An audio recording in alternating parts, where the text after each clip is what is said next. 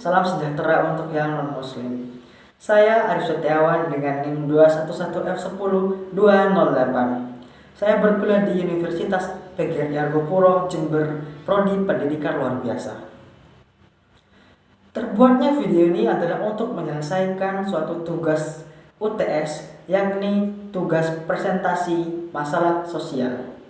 Yang terhormat Ibu Sugihartati selaku dosen pembimbing mata kuliah masalah sosial dan penonton sekalian yang berbahagia.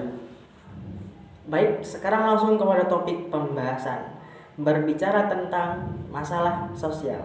Definisi masalah sosial menurut bahasa adalah suatu yang tidak sesuai antara unsur-unsur budaya atau masyarakat yang dapat membahayakan kehidupan sosial atau menghambat terpenuhinya keinginan-keinginan pokok dari warga kelompok sosial tersebut, sehingga menyebabkan kepincangan ikatan sosial. Jadi pada intinya terjadinya kesenjangan sosial, entah itu antar etnis, antar tokoh masyarakat, antar tokoh masyarakat dengan masyarakat, ataupun masyarakat dengan masyarakat.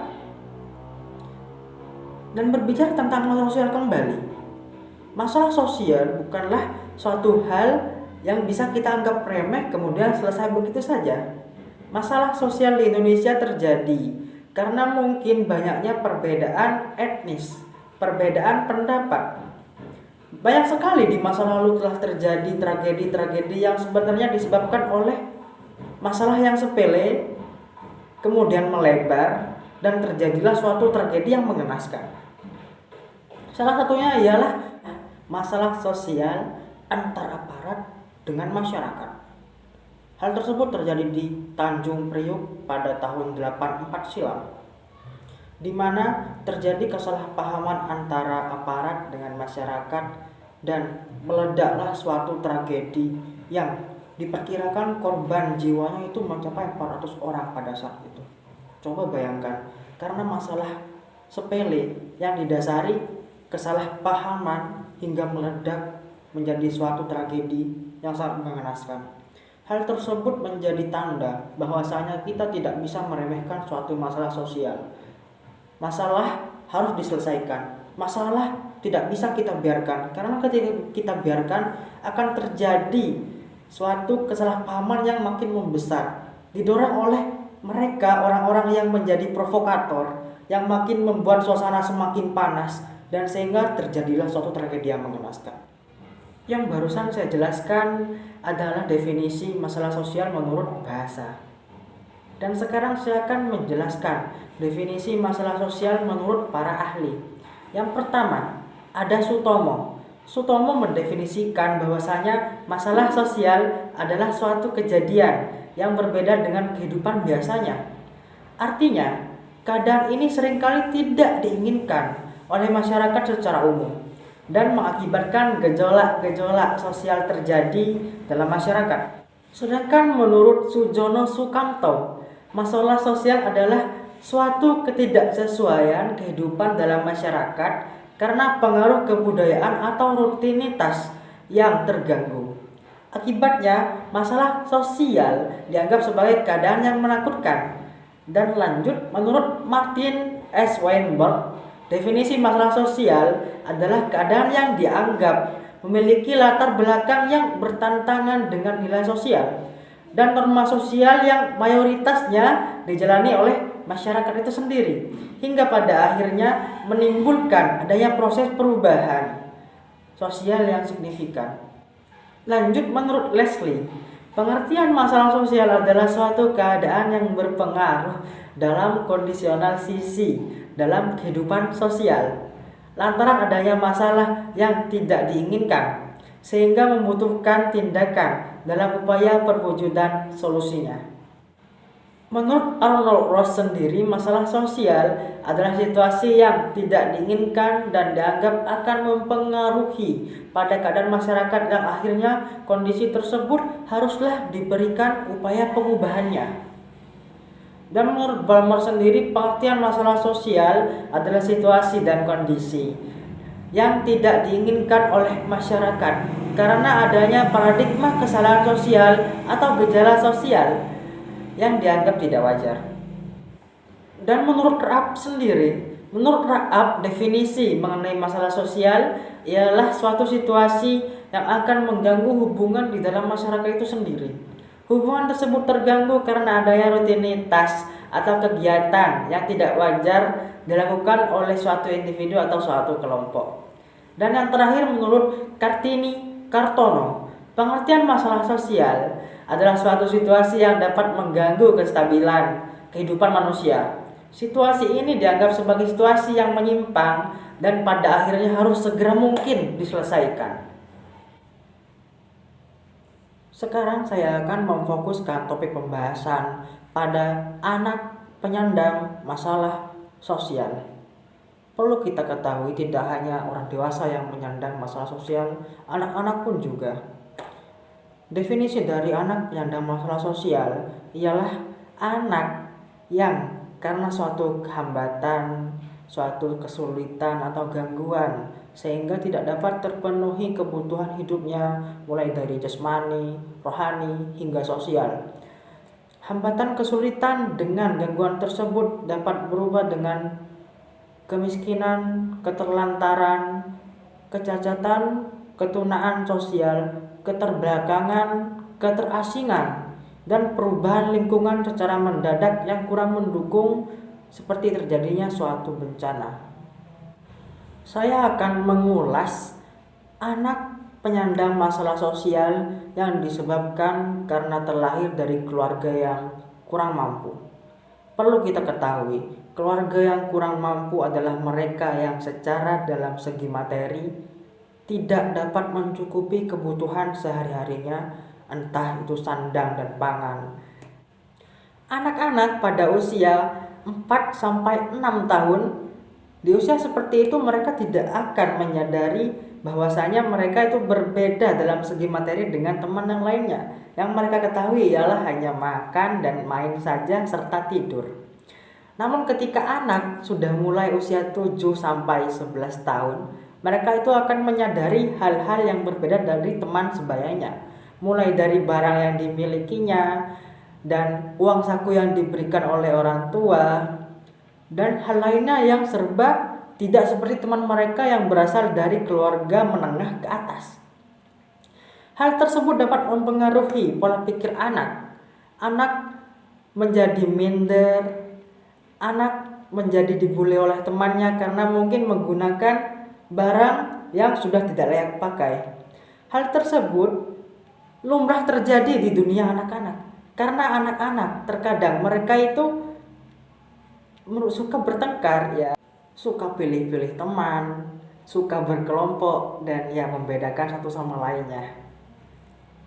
Hal ini diperlukan peran dari orang dewasa, yakni orang terdekat mereka, ialah orang tua. Bagaimana orang tua mendidik anak bahwasanya kita tidak boleh semena-mena terhadap orang lain walaupun mereka dalam segi materi berada di bawah kita. Dan kemiskinan sendiri menurut saya pribadi, ketika orang mau bekerja dengan keras, berpikir keras, berusaha dengan sungguh-sungguh, tidak ada yang tidak mungkin. Mungkin hari ini mereka-mereka yang kurang mampu, tapi karena kerja kerasnya yang disertai dengan doa, akan mengubah segi ekonomi mereka.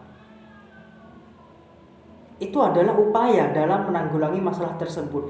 Karena kita sebagai makhluk hidup memerlukan yang namanya materi. Entah itu untuk kehidupan sehari-hari, untuk biaya anak, dan ya lain sebagainya lah. Kita itu sangat membutuhkan materi. Dan kita akan mendapatkan suatu hal yang ketika kita tekuni dan kita berupaya dengan kerja keras, ya itu akan meminimalisir suatu kemiskinan tersebut. Juga kemiskinan terjadi karena kurangnya lapangan pekerjaan yang disediakan oleh pemerintah. Hal ini juga menjadi suatu PR untuk pemerintah sendiri untuk mengembangkan suatu lapangan pekerjaan. Karena banyak sekali, apalagi di zaman sekarang ya, seakan-akan dunia kerja itu susahnya minta ampun. Susah sekali untuk mendapatkan pekerjaan yang tetap. kembali lagi, ini memerlukan peran-peran dari berbagai elemen, mulai dari pemerintah dan intrapersonal dari masyarakat yang bersangkutan itu sendiri. Entah mungkin orang yang berasal dari keluarga yang mampu gitu ya, mereka mungkin membukakan lapangan pekerjaan yang dilandasi modal mereka, sehingga orang yang berada di bawah dapat bekerja dan menghasilkan uang. Meminimalisir itu sangat penting ya, karena ini kehidupan bersama, kita bersosial, dan ya kita sebagai manusia memang sangat memerlukan yang namanya cuan. Yang berikutnya ialah keterlantaran atau anak dengan keterlantaran, anak yang diterlantarkan.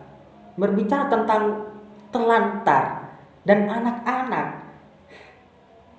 anak-anak sendiri adalah suatu individu yang sangat memerlukan peran penting dari orang terdekat, mulai dari orang tua untuk mendidiknya, orang tua untuk menjaganya, dan orang tua untuk mengantarkan anak ke gerbang tujuannya.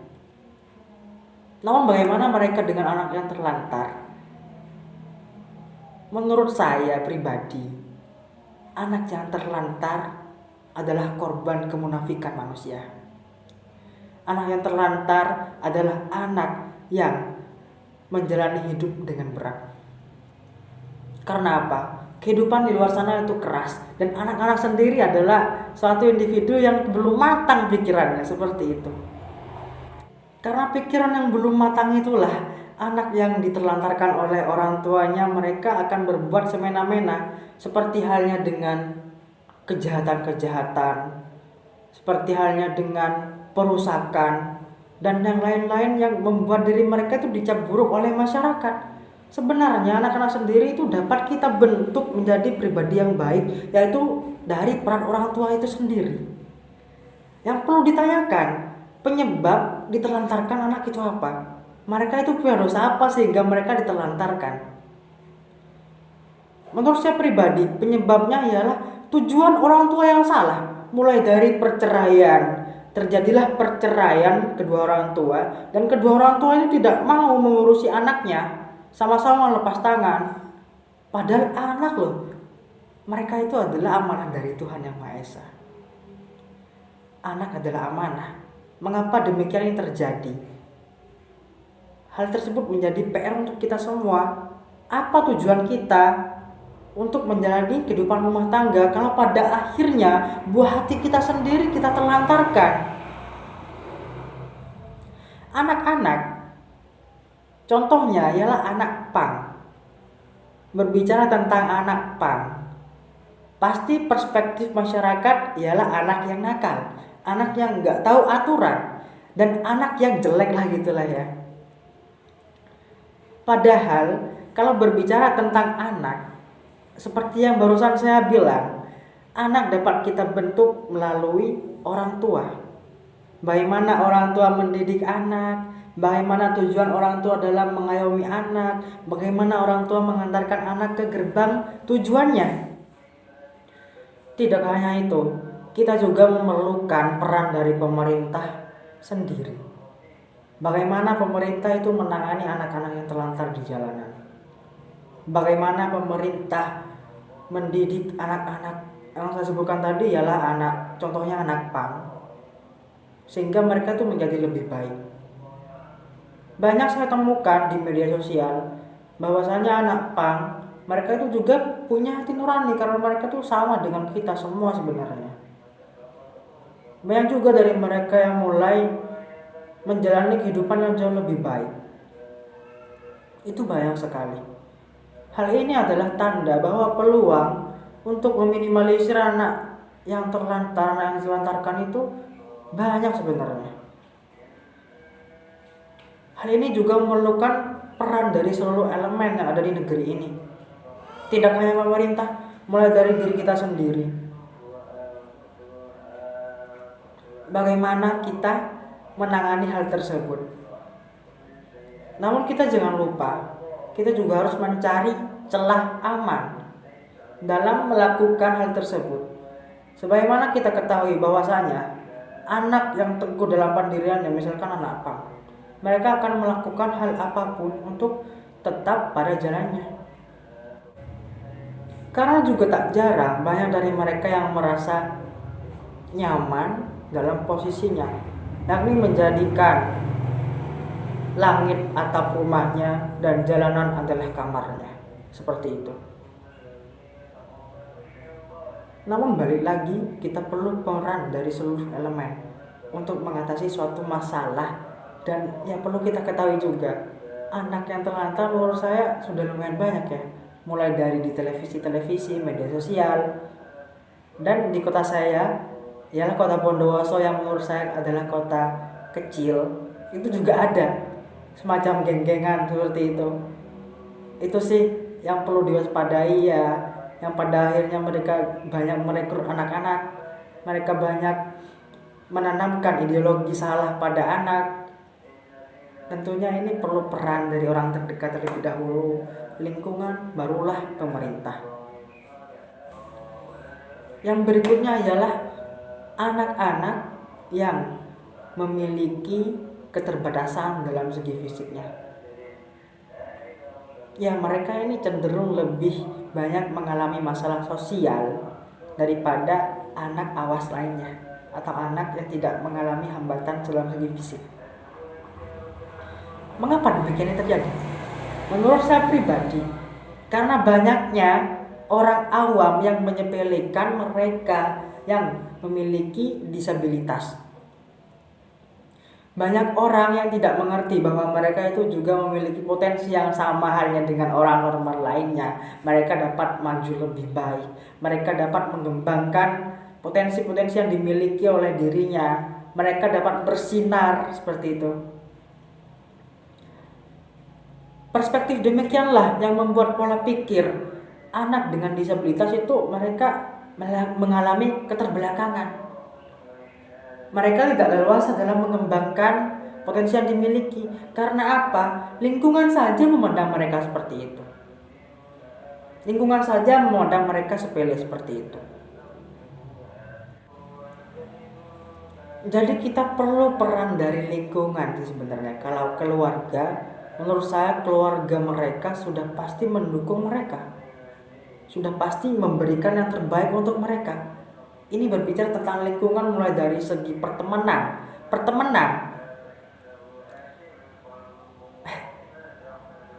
Dalam segi pertemanan saya juga mengalami hal yang serupa. Jadi saya ini memiliki teman dengan disabilitas. Dan teman saya dijauhi oleh teman lainnya. Bahkan disakiti fisiknya. Dihina, itu hal yang biasa waktu itu. Saya masih mengingatnya. Dan ini tidak bisa kita pungkiri, ini kejadian nyata. Dan mungkin banyak kejadian-kejadian lainnya yang menyebabkan mereka itu berpikir bahwa mereka tidak cocok untuk berteman dengan orang normal. Padahal tidak. Kita sebagai manusia harus memanusiakan manusia. Ini perlu peran penting dari seluruh orang tua. Bagaimana kita mendidik anak agar anak dapat memanusiakan manusia dari sejak dini. Karena ketika sejak dini mereka sudah memiliki ilmu untuk memanusiakan manusia, itu cukup baik sih. Sebagaimana pepatah Arab, ilmu di masa kecil bagaikan ukiran di atas batu. Mengapa demikian? Karena sampai akhir hayatnya mereka akan tetap mengingat hal sedemikian rupa. Mereka akan menganggap ilmu itu cukup penting. Dan memanusiakan manusia adalah hal terbaik, adalah umat manusia terbaik. Tidak membeda-bedakan karena segi fisik yang kurang, saling merangkul, saling mendukung satu sama lain. Itu adalah purpose atau tujuan dari memanusiakan manusia. Sehingga anak dengan disabilitas itu dengan leluasa mengembangkan bakat-bakat yang dia miliki. Hal ini juga berkaitan dengan fasilitas yang ada, seperti anak dengan tunanetra ketika bersekolah ia menggunakan fasilitas umum yang mungkin menyulitkan bagi dia untuk mengeksplor lingkungan yang ada di sekolahnya tersebut. Karena tidak sedikit ya anak dengan disabilitas bersekolah di sekolah umum. Itu cukup ada. Tidak hanya sekolah, lingkungan sosial pun haruslah dengan fasilitas yang memadai. Karena berbicara tentang Indonesia, Pancasila yang kelima ialah keadilan sosial bagi seluruh rakyat Indonesia. Ketika kita tidak mementingkan mereka yang disabilitas, apalah arti keadilan itu? Ini PR dari pemerintah dalam segi fasilitas. Perlu saya tegaskan ulang bahwasanya anak dengan disabilitas tidak ada bedanya dengan anak normal lainnya atau anak awas, orang awas. Tidak ada bedanya. Mereka sama halnya dengan kita, mereka dapat mengembangkan potensi-potensi yang ada dalam dirinya. Mereka harus merasa percaya diri. Mereka itu wajib untuk tidak menyesali seluruh kejadian yang terjadi. Karena perlu kita ketahui, hidup adalah anugerah. Manusia diciptakan dengan bentuk yang paling sempurna. Sudah suratan kita untuk menjadi manusia yang memanusiakan manusia. Peran penting orang tua dalam mendidik anaknya sangat berpengaruh dalam hal ini. Maka demikian merupakan suatu kewajiban bagi setiap orang tua mengantarkan ke gerbang pintu anak-anaknya, yaitu tujuan anaknya. Dan digarisbawahi anak yang baik. Anak yang baik itu lebih bagus daripada anak pintar. Karena kepintaran bisa kita asah, namun kebaikan itu adalah kesadaran diri atau intrapersonal setiap orang. Berbicara tentang intrapersonal ya, sebagaimana saya sebutkan tadi, bahwa anak bisa kita bentuk melalui orang tua, bagaimana kita mendidik anak. Seperti itu. Yang berikutnya ialah anak yang berpapasan dengan hukum. Hal ini tak luput dari kategori anak nakal. Anak yang berpapasan dengan hukum adalah mereka yang melakukan suatu kesalahan sehingga mereka harus menjalani hukum yang ada di Indonesia. Anak dengan hukum adalah mereka yang biasanya sudah berumur 17 ke atas ya. Dapat kita simpulkan bahwa kenakalan remaja, mulai dari yang tren-tren di Jakarta itu, kata teman saya yang berada di Jakarta, tawuran sesama pelajar adalah hal biasa di sana. Entah motivasinya rebutan cewek, entah motivasinya rebut kekuasaan atau daerah. Kok sudah mirip hukum rimba, kata saya gitu ya. Ini suatu hal yang janggal sih menurut saya. Hal ini juga sangat memerlukan peran dari orang tua kembali. Bagaimana orang tua mendidik anaknya? Mengapa demikian? Karena hal-hal sepele seperti itu terjadilah tawuran yang bahkan mengakibatkan korban jiwa. Tak jarang juga kenakalan remaja itu melibatkan suatu obat-obatan terlarang, yakni narkoba. Kata teman saya yang berada di Jakarta, anak menjadi pengedar narkoba di sana itu sudah sangat lumrah. Loh, mengapa demikian? Ini adalah suatu masalah sosial yang sangat besar menurut saya. Mengingat kembali bahwa generasi muda adalah mereka yang akan memimpin negeri ini nantinya. Ketika generasi muda rusak, bagaimana masa depan negeri ini? Bagaimana masa depan Indonesia ini? Ini saya sangat tidak habis pikir ya. Mungkin tidak semua anak seperti itu, tapi kebanyakan katanya di sana itu sudah seperti itu. Mereka rela mati hanya untuk tawuran, memperebutkan daerah. Daerah yang seperti apa sih? Geng-geng yang seperti apa sih? Itu saya kepo. Ini sangat memerlukan peran dari orang tua juga pemerintah sih harusnya. Yang saya sebutkan tadi, ilmu di masa kecil bagaikan ukiran di atas batu. Tapi ketika ilmu tidak kita ukirkan kepada anak-anak kita pada masa kecil, ilmu yang baik ya, itu bagaimana mereka ketika telah dewasa, bagaimana orang tua itu memantau anaknya dengan siapa anaknya bergaul, bagaimana anak merasa aman, anak merasa nyaman dengan keluarga itu sangat penting. Karena ketika anak merasa tidak aman dengan keluarga itu akan membuat anak semena-mena dalam bergaul. Mereka tidak memikirkan apapun. Yang penting mereka udah merasa gokil, udah merasa gaul gitu ya. Udah, itu tujuan mereka. Itu ketika anak yang kurang didikan dari orang tua. Itu ketika hubungan antara orang tua dengan anak tidak erat. Yang seharusnya terjadi adalah hubungan yang harmonis antar anak dengan orang tua. Maka suatu rezeki ketika kita mendapatkan orang tua yang begitu peduli dengan kita, begitu perhatian dengan kita, yang selalu menasihati kita, itu rezeki yang sangat luar biasa dari Tuhan Yang Maha Esa. Mendapatkan teman yang baik juga adalah rezeki dari Tuhan Yang Maha Esa. Itu rezeki yang ketika kita mendapatkan teman baik yang selalu mengingatkan kita dalam hal kebaikan, itu Masya Allah sekali, rezeki yang luar biasa. Kita akan terpantau seluruh pergerakan-pergerakan yang ada dalam diri kita. Yang jadi PR-nya adalah anak dengan hukum, yaitu anak nakal yang saya sebutkan tadi. Ini perlu peran dari pemerintah. Bagaimana dalam menangani hal tersebut, bagaimana meminimalisir hal tersebut.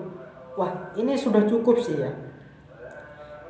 Saya sering nonton di channel YouTube 86, yakni polisi-polisi yang berkeliling menentukan keamanan.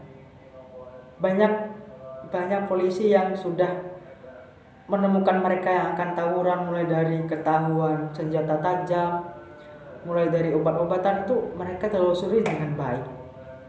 Mungkin dengan hal seperti itu ditingkatkan kembali agar meminimalisir kembali kejadian yang tidak diinginkan, seperti halnya dengan tawuran, seperti halnya dengan perusakan yang dilakukan oleh remaja, kenakalan remaja itu. Kita harus mendidik generasi muda. Kita harus temukan puncak permasalahannya dan kita harus temukan penyelesaiannya. Karena saya tegaskan kembali, masa depan negara berada di tangan kita, generasi muda. Kita sebagai generasi muda haruslah menyadari bahwa hidup tidak hanya tentang kegaulan-kegaulan yang mereka incar, tapi hidup adalah suatu tujuan untuk mencapai tujuan yang baik. Di mana letak kebaikannya jika terjadi tawuran setiap hari, bahkan memakan korban jiwa? Itu saya tidak habis pikir sih. Ini sangatlah genting dan sangat memerlukan peran dari pemerintah, juga peran dari keluarga. Yang berikutnya ialah anak korban kekerasan, mulai dari kekerasan fisik, bahkan kekerasan seksual. Yang perlu kita ketahui, semakin marak terjadi belakangan ini kekerasan seksual pada anak. Kekerasan yang tidak seharusnya mereka dapati, justru mereka dapati ketika di usia dini. Hal ini menjadi suatu tanda bahwa telah turun moral manusia. Mengapa demikian? Apakah spiritual manusia telah hilang? Apakah akal pembeda manusia dengan binatang itu telah hilang? Karena ketika manusia tidak menggunakan akalnya, maka tidak ada bedanya manusia dengan binatang. Kasarnya begitu. Namun yang terjadi seperti itu. Bahkan manusia menjadi lebih keji daripada binatang. Manusia ada yang membunuh anaknya sendiri. Manusia ada yang mencabuli anaknya sendiri. Manusia ada yang membuang anaknya sendiri. Mengapa demikian? Di mana letak spiritual, di mana letak eksistensial manusia itu sendiri? Ini saya membawakannya sedikit terbawa amarah. Mengapa demikian? Karena kejadian yang terjadi di Indonesia seperti itu. Saya sangat miris dengan kejadian-kejadian yang serupa seperti itu. Kembali lagi kepada anak korban kekerasan. Anak dengan korban kekerasan, contohnya kekerasan seksual, akan menimbulkan perspektif jelek dari masyarakat lainnya. Mereka akan dicap anak yang sudah buruk. Mereka akan dicap anak yang sudah tidak ada masa depan. Padahal hal sedemikian tidak perlu kita lakukan. Yang bisa kita lakukan adalah membuat mereka percaya diri bahwa kegelapan tidak selalu tentang kegelapan. Akan ada terang benderang di masa depan kita. Ini dengan kasus yang seperti ini sangat diperlukan kesadaran intrapersonal, yakni kesadaran diri sendiri, kesadaran akan manusia. Mengapa demikian? Mengapa yang terjadi hal sedemikian? Sudah sangat jelas bahwa moral manusia sudah turun. Moral manusia sudah dikalahkan oleh nafsu manusia itu sendiri, sehingga manusia berbuat semena-mena. Ini perlu peran dari pemerintah, yakni memberikan sanksi yang sangat berat kepada pelaku kekerasan pada anak. Mengapa demikian? Mengapa demikian?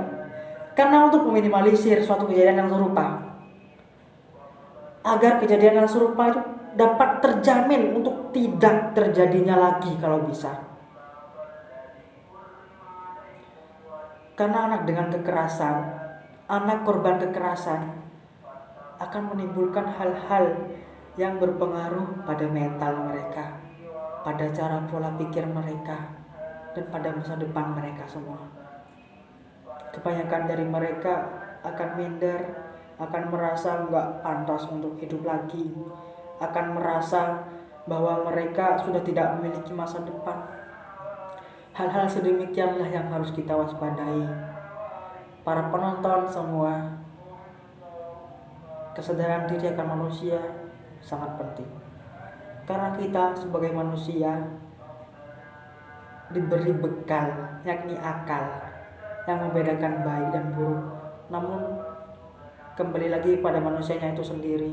Manusia yang terkadang kalah akan hawa nafsunya sendiri.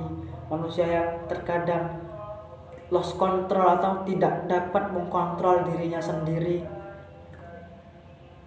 Itu sih menjadi PR kita semua, yakni kita berbuat sebaik mungkin. Kita tanamkan pada generasi-generasi muda agar spiritual mereka kuat, agar kemanusiaan mereka itu kuat, sehingga sangat minim kasus yang serupa dan kasus yang sangat menyedihkan itu terjadi lagi. Dari beberapa contoh dan penjelasan yang saya jelaskan barusan,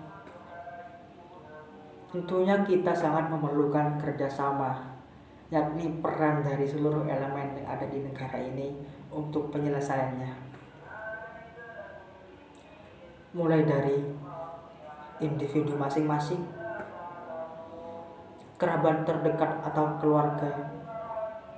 Yang ketiga ialah lingkungan sekitar, tempat di mana orang yang bersangkutan itu menjalani kesehariannya. Yang keempat ialah yang tidak kalah penting, peran dari pemerintah itu sendiri. Bagaimana kita memecahkan suatu permasalahan sosial dan ditemukan titik mufakatnya, yakni perdamaian, yakni kebaikan, yakni norma-norma baik yang ada dalam lingkup manusia. Berbicara tentang anak penyandang masalah sosial, biasanya mereka dengan mental yang tidak seperti anak normal pada lainnya. Mungkin dalam segi kedewasaan, karena mereka sering mengalami permasalahan-permasalahan, mereka kan lebih cepat dewasa dari anak normal lainnya. Namun dalam segi mentalnya, mereka cenderung memiliki sifat trauma yang mungkin tidak dapat mereka lupakan seumur hidup mereka. Mereka dapat menjadi pribadi yang lebih baik. Mereka dapat memotivasi dirinya sendiri, namun tidak dengan permasalahan-permasalahan yang telah mereka alami. Mereka akan tetap ingat meskipun mereka sudah memaafkan setiap permasalahan yang disebabkan oleh orang lain. akan terus membekas di hati mereka.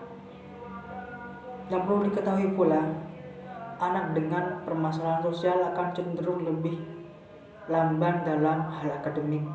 Karena apa? Karena pikiran mereka tidak menyatu kepada akademik itu. Pemikiran mereka yang seharusnya difokuskan pada hal akademik, yakni belajar, justru mereka memikirkan masalah sosial itu. Itulah kenapa terjadi kelambanan dalam proses mereka belajar. Bahkan mereka yang dengan mengalami masalah sosial, mereka tidak bersekolah. Tapi tidak bersekolah bukan berarti orang tidak baik. Karena banyak sekali contoh orang berpendidikan dan justru mereka memunculkan sifat yang tidak terdidiknya itu. Berbicara tentang anak penyandang masalah sosial kembali, di dalam hidupnya, contohlah anak pang. Anak pang mungkin terkesan tidak ada tujuan, namun berkemungkinan mereka dapat berubah di kehidupan mendatang. Hal ini dipengaruhi oleh beberapa hal yang mungkin mereka sadar akan intan personal mereka sendiri, tujuan hidup itu apa. Entah mungkin ada suatu tokoh yang berdakwah atau menyampaikan pesan yang membuat diri mereka itu jauh lebih baik dari sebelumnya. Dan bahkan secara tidak sengaja mereka itu melakukan hal-hal kebaikan lainnya. Kemudian mereka itu merasa nyaman menjadi pribadi yang baru dan pribadi yang lebih baik itu. Maka darinya kita bersama untuk memecahkan suatu permasalahan yang saya sebutkan tadi. Kita memerlukan berbagai elemen, mulai dari diri sendiri, keluarga, lingkungan, dan pemerintah untuk menyelesaikan suatu permasalahan yang saya sebutkan, yakni permasalahan sosial yang dialami oleh anak. Saya memutuskan pada anak. Yang cukup penting ialah peran dari pemerintah kita. Bagaimana pemerintah menangani permasalahan-permasalahan yang ada di negeri ini, permasalahan sosial khususnya, agar tidak terulang kembali permasalahan yang serupa seperti tragedi yang saya sebutkan tadi, dan permasalahan sosial yang mungkin dapat kita minimalisir. Untuk mereka yang kurang mampu, mungkin ada dana bantuan sosial, dan ini kembali lagi kepada pemimpin daerah. Terkadang pemimpin daerah itu bersikap tidak adil, yakni yang mendapatkan bantuan sosial adalah mereka yang kaya-kaya, yang masih memiliki kekerabatan. Hal ini juga memerlukan pemerintah pusat, peran dari pemerintah pusat untuk men-check up langsung kepada daerah-daerah yang bersangkutan, sehingga termaksimalkan apa yang telah menjadi tujuan dari pemerintah pusat. Menurut saya, pemerintah di Indonesia sudah sangat baik dalam segi keadilan. Yang menjadi permasalahannya ialah sembilu-sembilu yang ada dalam negeri ini, yakni mereka yang berperilaku tidak adil kepada masyarakat sekitarnya. Oke, kalau pemerintah pusat menggunakan program bantuan sosial, kemudian dipertanggungjawabkan kepada mereka, para petinggi-petinggi daerah, apakah terjamin tersampaikannya bantuan sosial itu? Itu belum terjamin, kecuali pemerintah pusat memastikan suatu hal yang terjadi di daerah tersebut. Itu merupakan PR dari pemerintah, sehingga dapat meminimalisir dari mereka yang keluarga kurang mampu dapat terjamin, dan mungkin membantu mereka dalam hal ekonomi. Juga menjadi PR untuk kita semua untuk memperbanyak lapangan pekerjaan, sehingga tidak ada pengangguran yang tersebar luas di Indonesia. Sebagaimana zaman sekarang pekerjaan sangat sulit ya, apalagi dampak dari pandemi itu sangat luar biasa sih. pandemi juga sangat berpengaruh terhadap masalah sosial, mulai dari banyaknya perceraian. Banyaknya perceraian itu terjadi karena suami tidak menafkahi istri di masa pandemi.